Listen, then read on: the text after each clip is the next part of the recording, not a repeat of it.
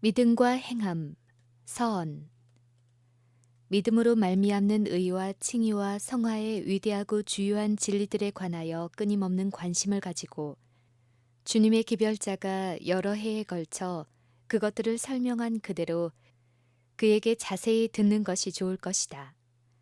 그의 가르침을 사실 그대로 제공해 주기 위하여 1881년부터 1902년까지의 18개의 기사들을 엘렌지 화이트 유산관리위원회가 특별한 체계 없이 연대 순으로 여기에 모았다. 그의 설교와 기사들은 교회를 위한 리뷰 앤드 헤럴드지와 일반 사회를 위한 사인스 오브 타임즈에서 율법과 복음에서 체계화된 그대로 구원의 근본 진리들을 조리 있게 개설하고 있다. 1890년 원고 36의 서류의 명확한 설명으로 소개되고 있는 몇 개의 선택된 항목들은 1888년의 대총회 이후 어려웠던 시기에 집필되었는데 그때는 그가 다른 곳에서 기술한 바와 같이 백성들이 믿음과 행함에 관하여 잘못된 관점을 취할 큰 위험에 놓여 있었다. 1890년에 제목 없는 원고에서 그는 분명한 말로 그 문제들을 규명하는 일에 확신을 가지고 강조하였다. 비록 엘렌지 화이트이 상이한 때에 요긴한 진리들을 다루는 데 있어서 동일한 방법들을 많이 따르고 있지만 그것들의 본래의 전후 관계대로 설교와 기사와 원고들을 읽음으로써 귀중한 통찰들을 얻게 된다. 각자는 그 주제에 관한 균형 잡힌 제시이지만 때로는 독특한 강조가 주어진다. 기사들 중 많은 것은 전체적으로 다 나타나 있지만 다른 것들은 지면 관계상 중요한 부분인 믿음과 행함만을 포함시키고 축소시켜버렸다. 부제들과 많은 경우에 있어서 각 장의 제목은 편집자에 의하여 붙여졌으나 원문에 충실하지 않은 시도는 없었다. 그의 서적들과 다른 많은 설교들과 기사들은 이 중요한 진리들을 다루고 있다. 이 기사들을 숙독하는 자는 모든 그리스도인들에게 주어진 그 주제의 중요성을 분명히 깨닫게 될 것이다. 그는 또한 계속되는 기사들을 통하여 진리를 선포하는 일에 특별히 주님의 지도를 받은 자의 일관된 위치를 발견할 것이다. 잃어버린 인류를 위한 구원의 계획은 사람들이 그리스도의 대속의 죽음을 오직 믿음으로만 받아들이는 것에 기초를 둔다. 이 교훈은 아담과 그의 후손들이 희생 제물이 된 양을 죽였을 때에 에덴의 문 앞에서 가르쳐졌다. 그것은 모세가 구리뱀을 쳐들었을 때 광야에서 가르쳐졌고 그리하여 혈관 속에 독사의 독을 가진 백성들이 구원의 상징을 바라봄으로 회복되었던 것이다. 또한 그것은 이스라엘에게 주어진 제사 제도를 통하여 가르쳐졌다. 그것은 선지자와 사도들을 통하여 가르쳐졌다. 우리는 거듭 구원은 믿음을 통하여 얻는 은혜에 의한 것임을 배우고 있으며 또한 그렇게 이해하고 있다. 진정한 믿음은 구원을 얻기 위해 그리스도를 전적으로 신뢰하게 하는 동시에 하나님의 율법에 완전히 일치하도록 인도할 것이다. 믿음은 행함에 의하여 드러난다. 이 균형진 강조는 다소 규칙 없이 선별된 이 작은 책에 있는 자료들에서 발견될 것이다.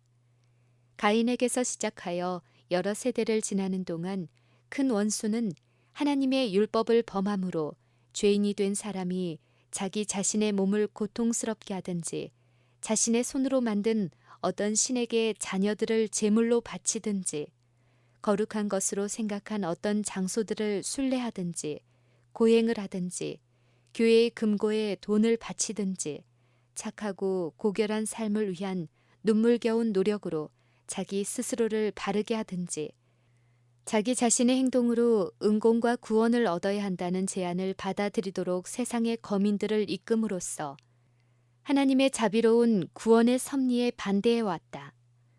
믿음으로 구원을 받아들이는 단순한 경험은 많은 사람들에게 너무도 쉬워 보인다. 그러므로 그리스도를 따르노라고 하는 수많은 사람들이 사실상 구원이 부분적으로는 갈바리에서의 그리스도의 죽음을 믿음으로 그리고 부분적으로는 인간의 노력으로 이루어진다는 입장을 취한다. 초기 제7일 안식일 예수 재림 교인들이 변치 않는 하나님의 율법이 요구하는 바를 발견하였을 때 율법을 지나치게 중시하는 경향들은 위협적인 요소가 되었으며 한동안 많은 사람들의 경험 속에 유익하지 못한 결과들이 초래되었다. 그러나 하나님의 율법을 양심적으로 이해하게 되면 율법이 우리를 죄에서 떠나게 하여 거룩하고 성스러운 삶으로 인도한다. 이것이 믿음과 행함, 율법과 복음에 관한 기사들을 기록하고 정리한 배경이다. 이 소책자가 포괄하는 20년 기간의 중간쯤에 해당하는 1888년에 미네소타주 미네아폴리스에서 대총회 개회에 앞서 목회자 수양회가 열렸다. 이 집회에서 믿음으로 말미암는 의의 기본 진리가 강조되었다. 엘렌 G. 화이트는 그것을 거의 잃어버렸던 진리의 회복으로 특징 지었다. 그 회합에서 그는 그 주제에 관하여 아무런 제시를 하지 않았다.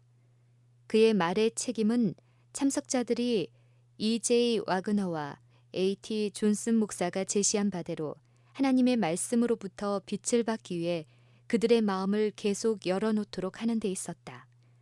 그러나 이 새로운 강조를 받아들이는 데 혼란이 있었다. 청중들 중 어떤 사람들은 기쁜 마음으로 완전히 그것을 받아들였고 어떤 이들은 중간 입장을 취하였고 다른 이들은 거부하였다. 총회에 참석한 많은 사람들이 예수 그리스도 안에서 이 새롭고 영광스러운 경험을 가지고 돌아갔다고 기록은 분명히 전한다. 총회 이후로 엘렌 G. 화이트의 설교뿐 아니라 교회 안에 있었던 수많은 설교와 화인 여사의 저서를 통하여 재림 교인들은 일반적으로 믿음으로 말미암는 의를 좀 더 분명하게 이해하고 받아들이게 되었다. 처음에 미네아폴리스에서 그 사상이 제시되었을 때 거부하였던 많은 사람들도 그 진리를 받아들이게 되었다. 믿음으로 말미암는 의의 교리에 포함된 기본 진리들은 너무도 단순하기 때문에 그것들을 설명하기 위해 더 이상 엘렌 G. 화이트의 서적이 필요하지 않았다. 그 주제는 그의 많은 책 속에 스며 있으며 정선된 예증들이 여기저기에 나타나 있다. 그는 1893년에 믿음으로 의롭게 됨이라는 제목의 소책자를 출판하였다. 그 내용은 가려 뽑은 기별 1권에 그리스도 우리의 의라는 제목으로 약 50쪽 분량으로 실려 있다. 그 부분을 읽도록 권하는 바이다. 그리스도의 의를 받아들이는 온기 속에 거하는 경험을 오늘 누릴지라도 내일은 부주의와 억측으로 그것을 상실할 수도 있다. 그것은 단순하게 받아들이고 신뢰하는 개인의 경험이므로 다소 와해되기 쉽다. 그것은 신학적인 쟁점을 분명히 하려는 논쟁을 통하여서는 오히려 퇴색될 수도 있다. 엘렌 G. 화이트는 다음과 같이 말했다. 많은 사람들이 칭의와 성화의 차이를 명확하게 정의하려고 시도하는 오류를 범하고 있다. 이 두 용어의 정의 속에 흔히 그들 자신의 생각이나 사상을 도입한다. 어찌하여 믿음으로 말미암는 의에 관한 지극히 중요한 문제에서 영감보다 더 세심해지고자 하는가? 마치 영혼의 구원이 이 문제에 대하여 정확하게 다 이해하는 데 달려있는 것처럼 왜 세밀한 모든 것을 밝히고자 하는가? 모두가 동일 시각의 선상에서 볼 수는 없다. 주님의 기별자가 여기서 제시한 진리를 설명하는 다양한 방법들이 믿음으로 말미암는 의의 주요한 주제를 분명하고 조화롭고 알기 쉽게 해주는 것이 본 편집위원들과 워싱턴 DC에 있는 엘렌 G. 화이트 유산관리위원들의 바람이다. 엘렌 G. 화이트 유산관리위원회